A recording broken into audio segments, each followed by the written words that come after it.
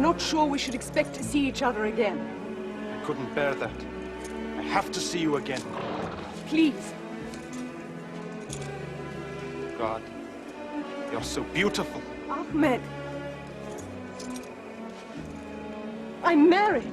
No, no, no! All right, everybody, cut! Cut! Will someone please tell me what these actors are meant to be doing? I'm wrong, I must be wrong.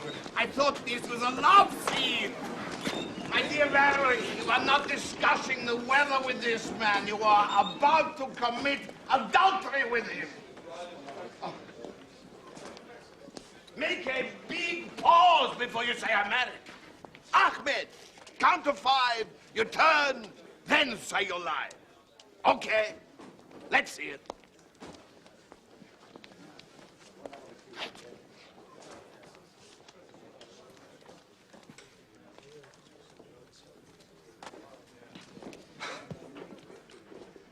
Ahmed. I'm married. No, darling. Can you count to 5? I did. Count to 10, then. This is no hide-and-seek counting, my dear. 1, 2, 3, 4, 5, 6, 7, 8, 9, 10. You got it?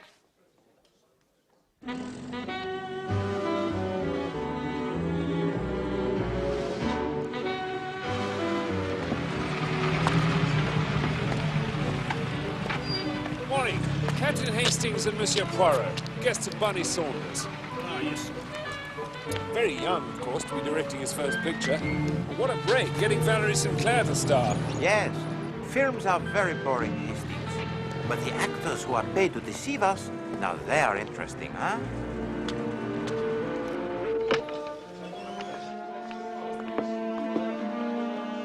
Quiet on the set!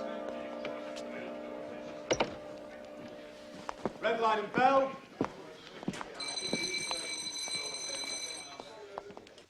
Roll camera. It's 218, take 11. Action. What was that Ahmed doing here? He's come to see to the horses. That's his excuse, is it? Is that not Ralph Walton? He spends He was too a much- big star before the too much talkies. time with the horses. Spends too much time hanging around here, if you ask me. Oh, Bennett, he doesn't. Look, I'm sorry, dear boy. I've dried. The old brain box is Cut, gone. cut. All right, everyone, let's take a short break now.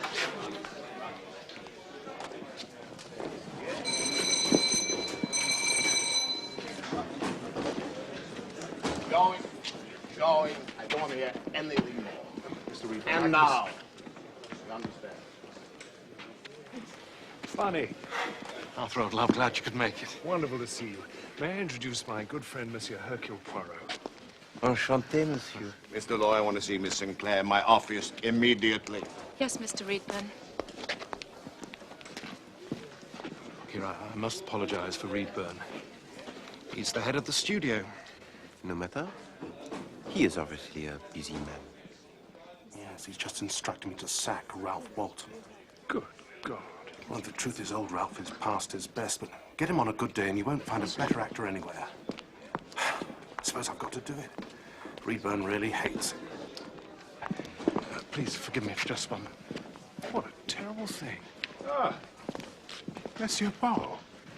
Good morning, Your Highness. Oh, Paul, please. After all you did for my family. Oh, not at all. And what brings you to Parade Studios? Sheer good fortune, huh?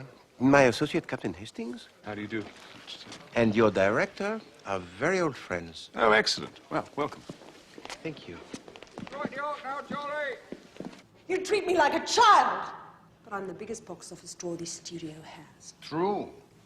But without the studio, you would be nothing. Without me, you wouldn't even be in pictures. Perhaps I would have been better off. Perhaps, but I doubt it. You're too ambitious for that.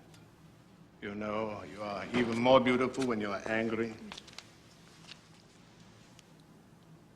Have you thought any more about my little proposition, my dear?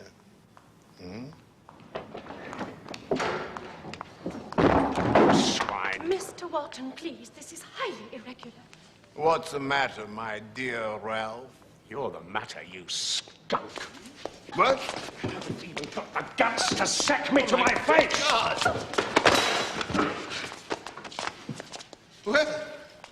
Well, Ralph. You seem to have lost your manners as well as your talent. A shame. You used to be such civilized company. To get level with a snake, you have to crawl on the ground. See that Mr. Walton is escorted off the premises at once. You haven't heard the last of me, Reedburn.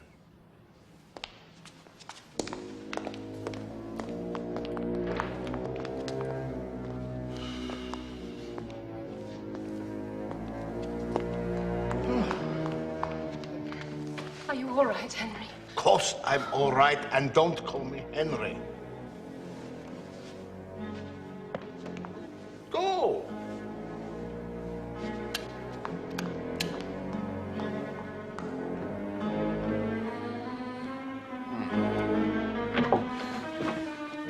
Paul.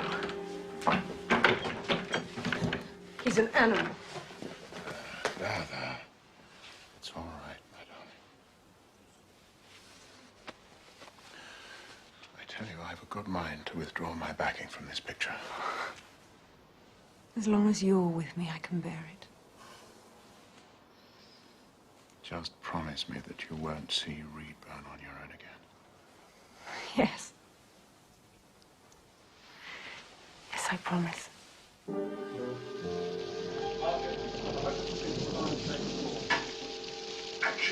It's a bad wound. You're lucky it's in your arm. In my people's struggle, one life counts for nothing.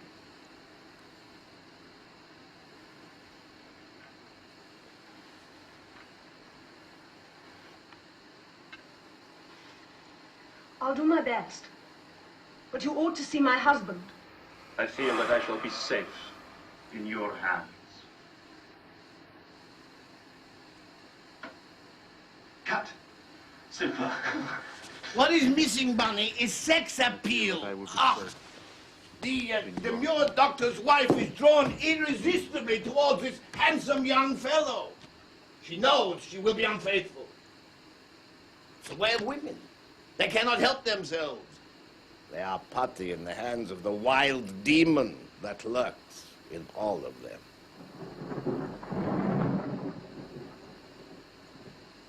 Why can't I have another drink, eh?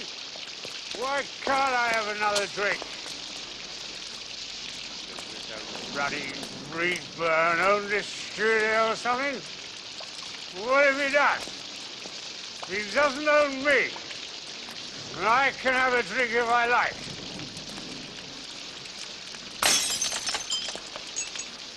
I'll show you.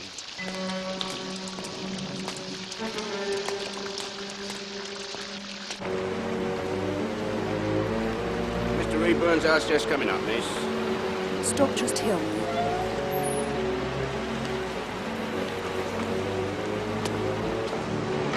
Bob, love, please. Take you.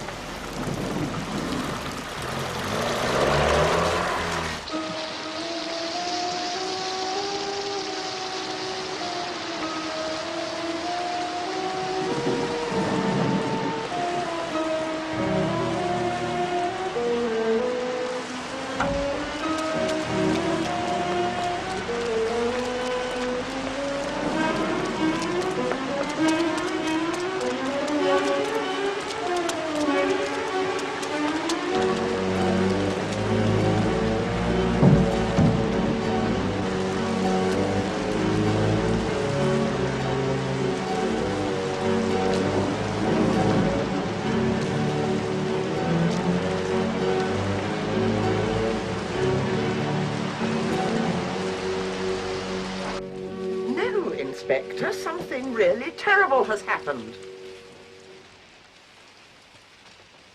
Please send some men at once. Thank you.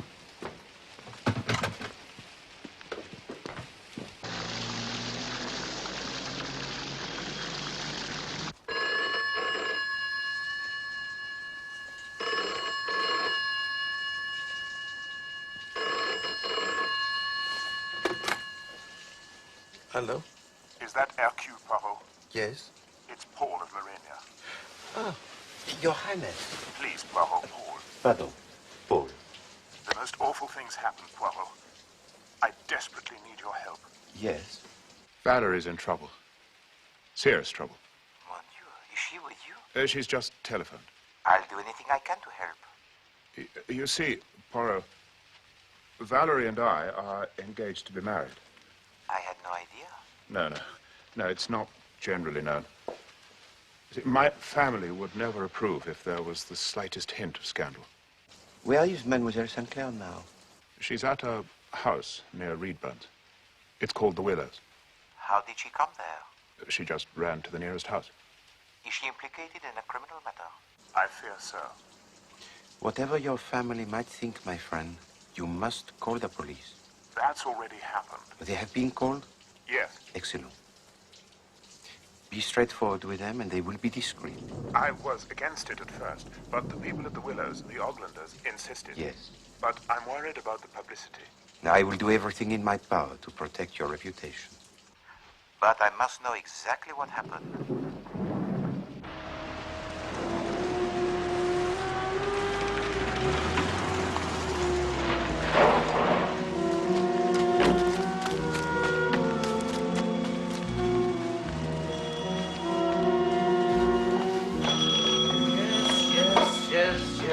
Yes.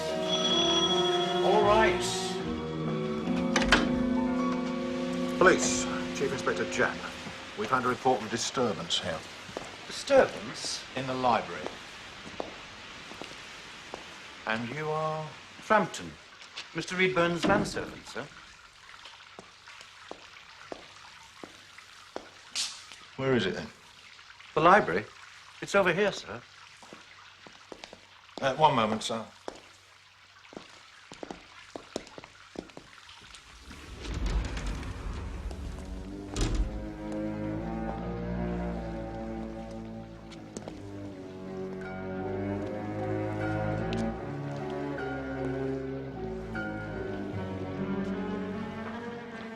Holy Mother of God! Don't touch, sir, if you don't mind.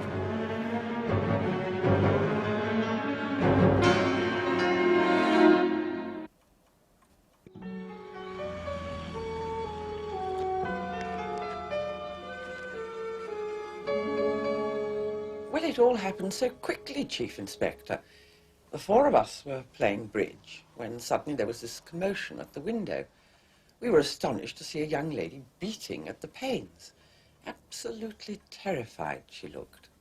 Did you happen to notice what time this was, Mrs. Oglander? Must have been around 10. Yes, I remember the clock in the hall chiming the hour a little before. Please go on, madam. Well, Ronnie got up to let her in. She was very out of breath. It seemed she'd run across the gardens from Mont Désir. Did she say anything? Yes. Murder. He's been murdered. Murder. He's been murdered. You're sure of that? I shall not forget those words for as long as I live, Chief Inspector. Then she fainted, poor girl. And, of course, we immediately telephoned for the police. Did any of you recognize her? Well, I thought there was something vaguely familiar about her, but it was Geraldine who guessed that it was Valerie Sinclair. She's a tremendous fan of hers. Aren't you, darling?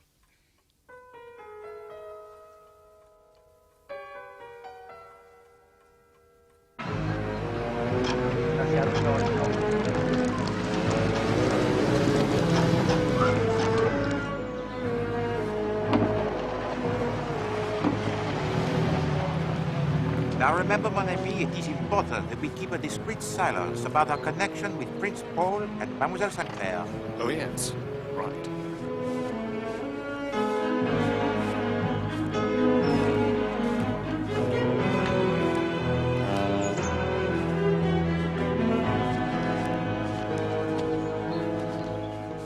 The police took away the body early this morning, sir. Otherwise, the room is untouched. And the curtains were drawn last night? Yes, sir. I draw all the curtains every evening. So who has drawn back this one? I couldn't say, sir. Possibly Mr. Reedburn did.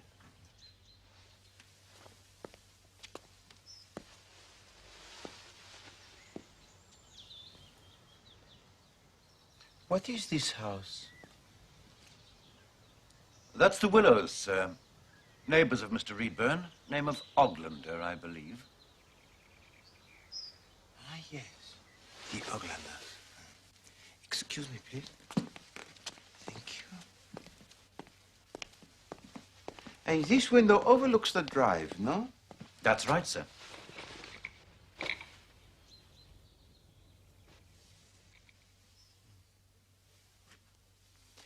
Tell me, was Monsieur Reedburn expecting any visitors late last night?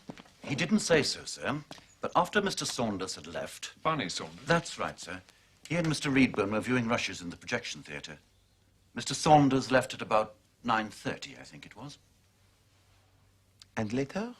Well, sir, Mr. Reedburn gave instructions he was not to be disturbed. In the library, that is. And you saw nobody arrive? No, sir. But, of course, they may have come in by the side door without my knowing. May I?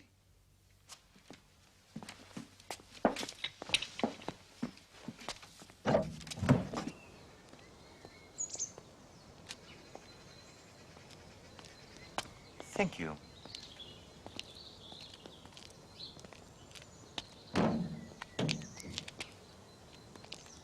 Was Monsieur Reedburn in the habit of admitting the visitors late at night by this door? I believe so, sir. And you heard nothing from the library after Monsieur Reedburn had retired there? Well, I can't be sure, but I thought I heard a woman's voice. A woman's voice? Yes, sir. I may have imagined it, of course, because that's what I would have expected to hear. If you see what I mean, sir. Quite so. We're looking for a blunt instrument, quite wide. Not like a poker, but heavy. You start upstairs. Dear, oh dear. Here we go again. My dear Chief Inspector Japp, you have cracked this case already, perhaps, no? Won't be long, Poirot. You ever heard of Valerie St. Clair? St. Clair? The film star. I've just been talking to her, as a matter of fact. Very intelligent girl. It was her who discovered the body. Film star? Oh, yes. She was frightened, of course, so she ran off to that house over there, the Willows. But what was she doing here, Inspector? I understand it was very late. Business. Mr. Reedburn was a film producer. They don't keep office hours, you know, Poirot. Valerie, Miss St. Clair, that is, spotted an intruder, which makes my life a lot easier. There's a lot of gypsies around here, apparently, and Mr. Reedburn wasn't exactly a favourite of theirs. He tried to have them moved on several times. What was the cause of death, would you say? A blow to the back of the head. There was also bruising between the eyes, but the fatal injury was to the head. You can still see the blood.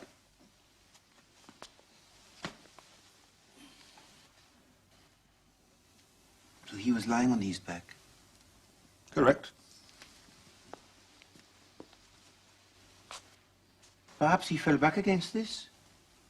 Well, there'd be blood traces on that arm. Unless they were washed away? Why would anyone want to make an accident look like murder? True enough, huh? True enough. But one thing still puzzles me. Why does Mademoiselle Sinclair run to the Willows instead of the house at the front, which is much nearer? Oh, well, that's simple. As the body was here, and this curtain was drawn back, the lights from that house would be the first you'd see at night. But of course, You are several steps ahead of me, my dear Chief Inspector. Oh, you mustn't get discouraged, Poirot. When you've been around as long as I have, you develop a nose for this sort of thing.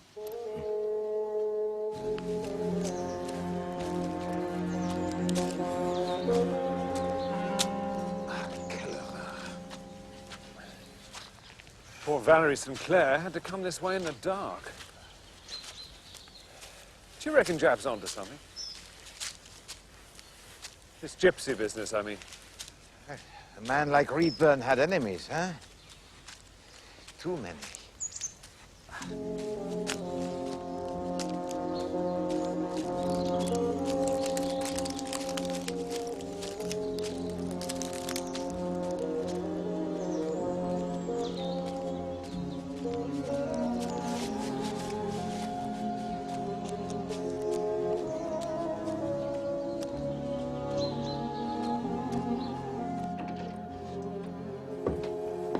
Would you mind waiting in here for a moment, sirs? Merci.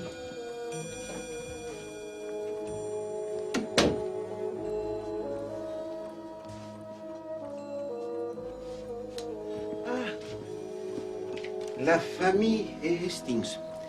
No bond is so strong. Yes. Good morning, gentlemen. Bonjour, mademoiselle. You're from the police? No, not at all. Pardon. Voilà. We are acting in a private capacity for a dear friend of Mademoiselle Sinclair. I see. How can I help you? You must excuse the room, by the way. The police have instructed us to leave things exactly as they were. No, of course, I understand.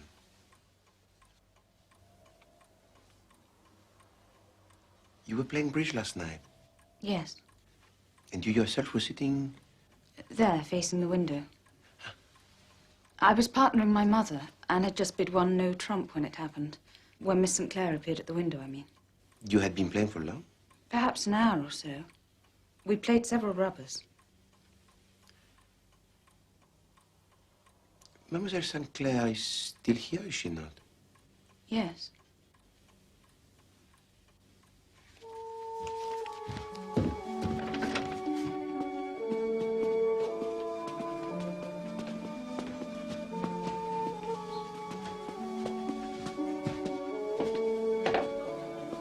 Thank you.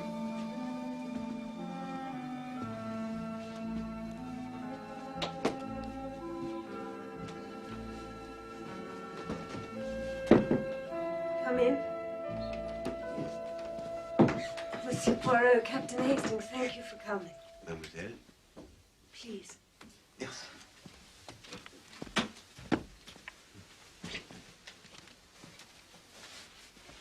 I saw you on the set yesterday. Ah. Paul insisted on calling you last night. Perhaps you could tell us what happened. It was dreadful. Utterly dreadful. You might as well know Reedburn was blackmailing me. I can't tell you why, so please don't ask me, but for Paul's sake, for both our sakes, I tried to come to terms with him. Dear God, I can't say I'm sorry he's dead. But believe me, I didn't kill him. I swear it. Just tell me what happened, my dear lady. I agreed to meet him last night. I was desperate, you understand. Well, last week he forced me to sign another 3-year contract with the studio. But he wanted still more. More? He said he was in love with me. I don't need to tell you what he was after. I could see no way out. He asked me to meet him last night in the library at 9:45. Courage, mademoiselle.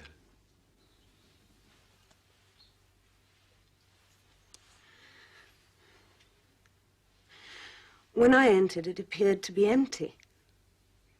Then I saw it. By the window. A body on the floor. To my horror, I realized it was Reedburn. I could tell at once he was dead. I was about to call out when something made me look round. A curtain twitched on the other side of the room, and my heart stopped. At the foot of the curtain, I could clearly see a pair of feet. Someone was there. My God, all I could think of was getting away, Monsieur Poirot. I saw the lights of this house in the darkness, and I just kept on running and until I got here. It must have been a great shock, mademoiselle. But tell me, the window where you found the body, it was at the back of the library, overlooking the garden, yes? Yes. How was the curtain on this window? Shut? No, it was drawn back. And on the other windows? I think all the other curtains were closed. And this pair of feet, it was a man or a woman, would you say? Oh, a man, I'm sure. Well, they were boots rather than shoes. Well, like hobnail boots, only very worn and dirty. I see.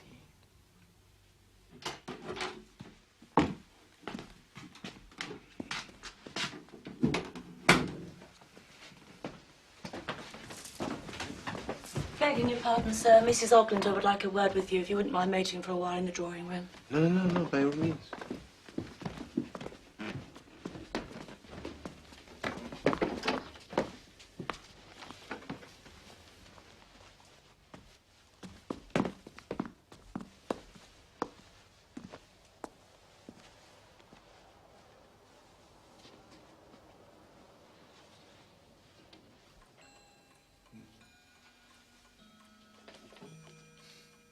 No, Mademoiselle Oglander should have beat 3 spades, not 1 no trump.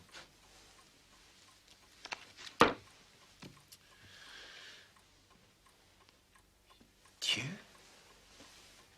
2, 4, 6. 2, 4, 2, 4, 6. There are only 51 cards here. There is 1 card missing.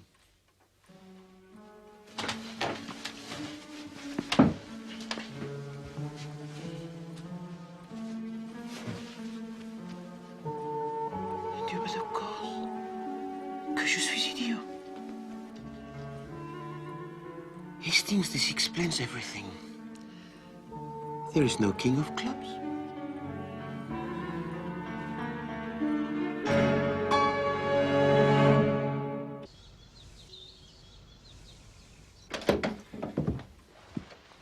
Thank you very much for waiting, gentlemen. Madame?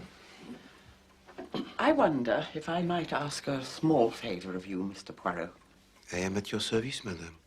Well, you see, my husband is not a well man, and I'm terrified that if the newspapers get hold of the fact that Miss Sinclair is staying here, we shall have no peace. Can I therefore rely on your discretion, Mr. Poirot? I have not seen or heard of Mademoiselle Sinclair. You may rest assured, madame. Thank you so much. I'm so grateful. May I please ask you something, madame? Which of you first noticed Mademoiselle Sinclair at the window? Well, it's difficult to say, really. The commotion distracted us all. But you could see her clearly from your seat? Oh, yes, indeed. I was facing the window. I was probably engrossed in the game. I'm afraid I'm a bit of a dunce when it comes to bridge.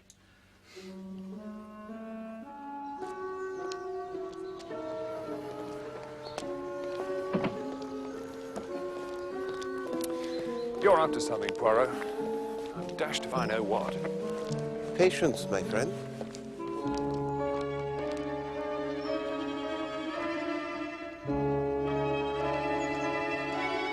Right, get him in line. All right, none of your half-larks. Just get them off. This is a serious inquiry. Get their names on the labels and give your boots to the constable. What? You'll get them back, don't worry. They're going to be looked at by a film star. God help her. You know, Poirot, there's a bit more to this modern art than you might think. It isn't just that they don't know what they're doing, even if it might look like it. This is most unpleasant, Hastings. A pal of mine was telling me that what they're trying to do is to show all the sides at the same time. Save us the trouble of walking around the back. It's quite a clever idea in a way.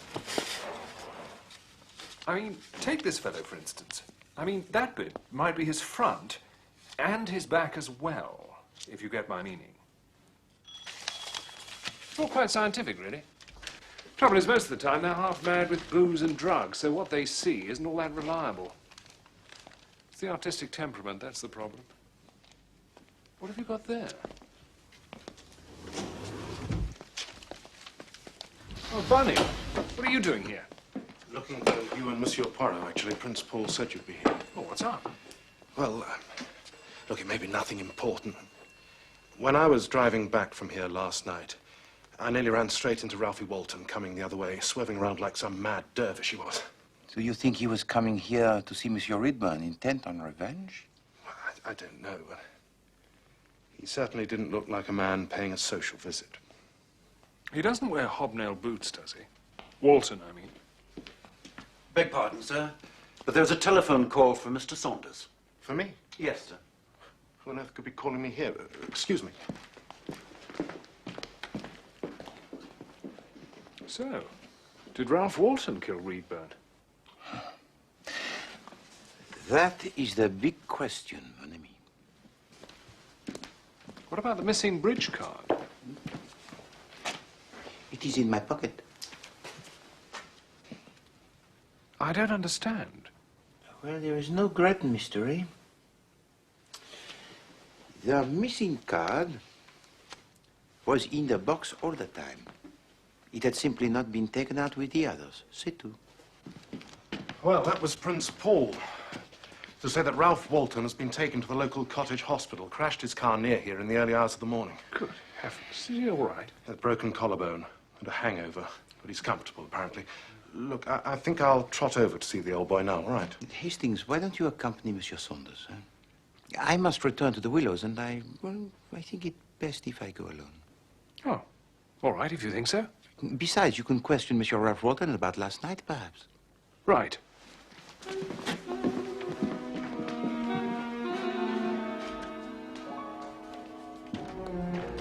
Hop in then, Arthur.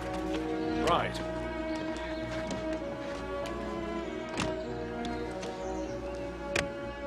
Oh, this is nice. I saw Freddie Dixon driving one down at the track, so I thought I'd get one myself. Twin SU carbs, isn't it? Yeah, it's a bit thirsty. Quick.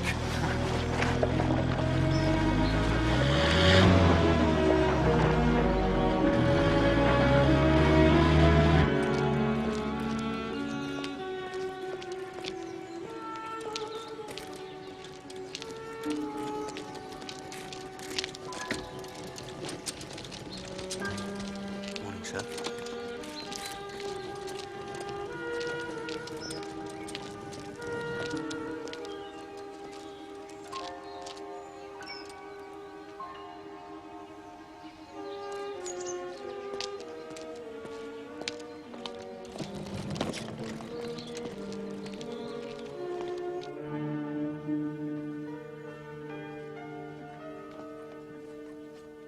Mr. Poirot?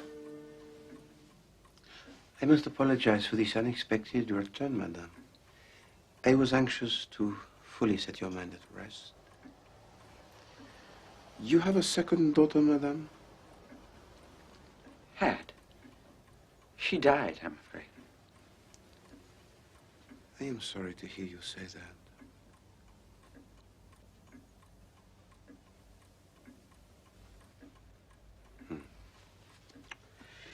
In my country, we Belgians have great respect for la mère de famille, the mother.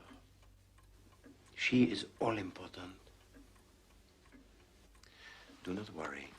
I think it unlikely that the police will ever learn the truth.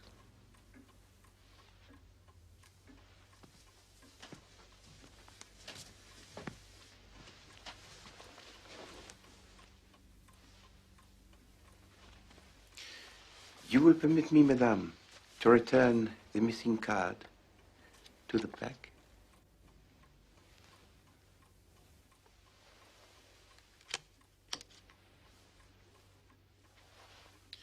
To play bridge For over 1 hour, with only 51 cards, that is not very believable, madame. You make one other small mistake. You tell me that you are sitting here, facing the window when Mademoiselle St. Clair appeared. But your daughter tells me she also is sitting here, so perhaps you are both sitting in the same chair, no? Nothing has escaped you, it seems, Mr. Poirot.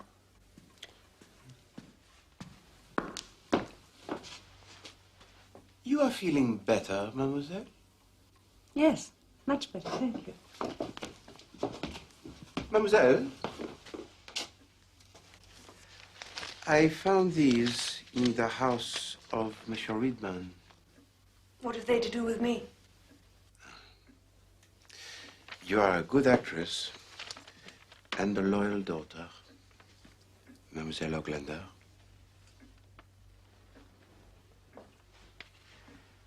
This is your father, Monsieur Oglander. No? And this man, Monsieur Hawtrey, he is also your father. You can't be serious. Mr. Poirot knows everything, dear. Believe me, my dear lady, I make no judgment in this matter. Monsieur Hawtrey tries to save his business with a little false accounting.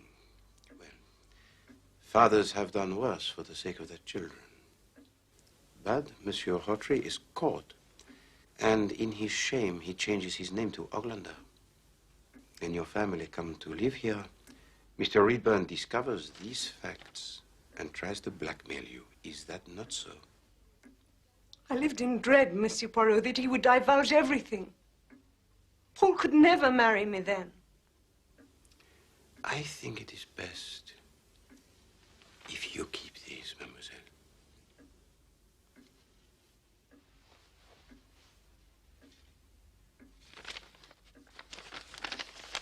And have no fear. My lips are sealed.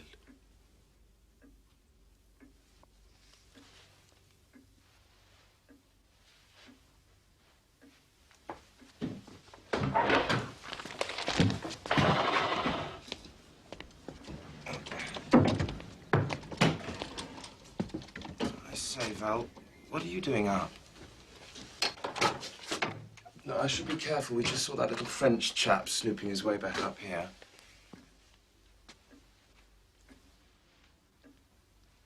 Vive la famille. Au revoir, mesdames.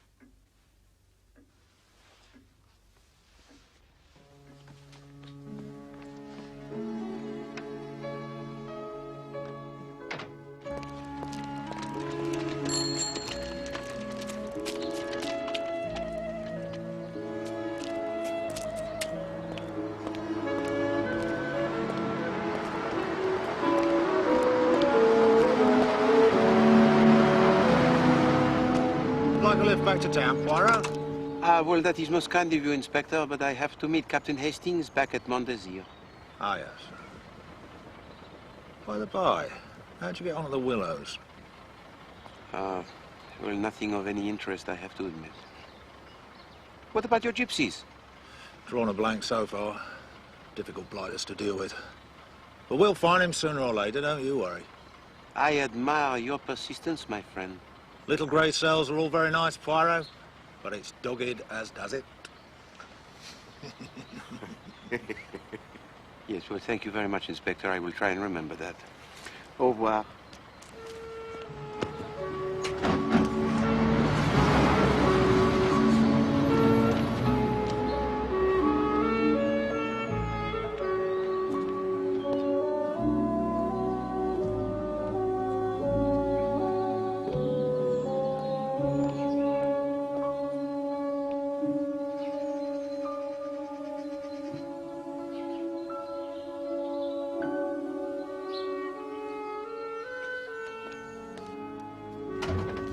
Ah, Poirot. How is Monsieur Walton? Seemed pretty cheerful, all things considered. Claims he intended to give Reedburn a good hiding, but by the time he'd got his courage up, he was in no fit state. No, it does not matter, Hastings. The case is closed. You mean you've caught the murderer? There is no murderer. What? There is no murderer because there is no murder. But Reedburn's body was found in that window with a hole in the back of his head. Wrong window, Hastings. This was where the body lay first. Regard, mon ami. You see this blood stain? Uh-huh.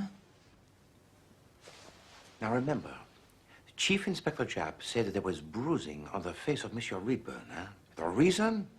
Because someone punches him between the eyes. Monsieur Reedburn falls backwards, hits his head against this arm, and slips to the floor. That is an accident. It is not murder. But if he fell here, why did he end up over there? Well, it is not impossible, you know, to drag the body across the floor. But why take it over there? Because it was essential for their plan. Their plan? Yes. Valerie St. Clair and Ronnie Oglander. Well, the father is too ill, so it had to be the son. You see, mon ami, Mademoiselle St. Clair visited Monsieur Reedburn last night, accompanied by Ronnie. There was a quarrel, no doubt, and the young Monsieur Oglander punched Monsieur Reedburn in the face. He fell backwards and hit his head. Voila. But how do you know all this? Because of that window. Now remember, this was the only window with its curtains drawn back. Yes? Why? To give a view of the willows, the Oglander's house. In order to make it appear that Valerie St. Clair went to the willows by chance, it was necessary for the body to be found over there. I see. But... You have another question, mon ami, no? Well, yes. I mean, what's the connection? Between Valerie St. Clair and the Oglanders? Ah. Right, Albert? Later.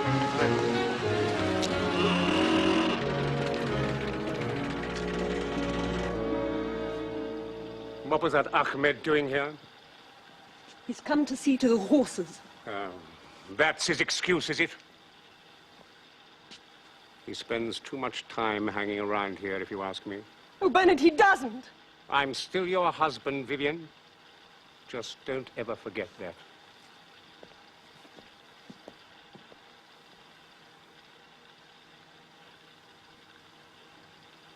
Cut! Excellent. Bonnie, excellent. Very good, Ralphie. Excellent. Right, well, we'll print that one. Now then, onwards and upwards, we'll move on to scene 64. As long as that one's clear. Monsieur Poirot, have the police made an arrest? No, it seems not. And from what I hear, the trail has gone cold. Well, the very idea that Val could have been involved was always preposterous. Open up the doors and get some air in here. But I thought... No, Hastings. Look, it seems to me... My friend, you are barking up the wrong bush. The case of Monsieur Reedburn will remain, I fear, one of that great body of unsolved cases.